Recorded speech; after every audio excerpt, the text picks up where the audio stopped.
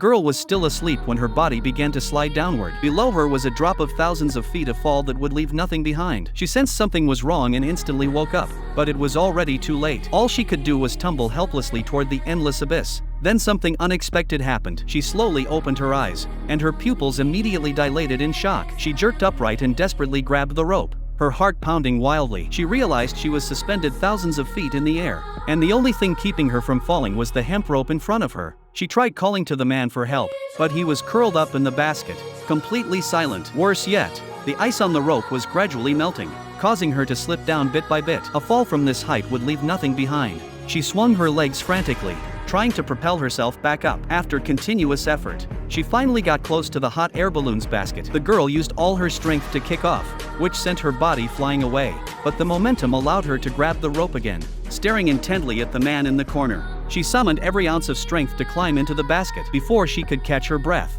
she crawled toward him, calling his name repeatedly, but feared it was too late. She couldn't believe it. She moved closer and found no heartbeat. Just as she was about to despair, the man miraculously woke up. Seeing the girl's badly injured hands and noticing the hot air balloon had returned to normal, he realized she must have climbed to the top of the balloon to close the valve. Having survived this brush with death, the two excitedly discussed their future. But shortly afterward, they made a disturbing discovery. The falling snowflakes around them had stopped, then bizarrely began to move upward. As if under a spell, the girl suddenly understood it wasn't the snow. It was their balloon descending so rapidly that it was overtaking the falling snowflakes. At this speed, they would certainly be smashed to pieces on impact. She shouted for the man to throw everything overboard: sandbags, rescue ropes, nothing mattered now, no matter how important. They even tossed out their heavy coats, but the balloon continued descending faster, and they had nothing left to throw away. Facing imminent death, the man told the girl to climb onto the metal ring while he followed with a knife. He needed to cut away the heaviest part, the basket itself.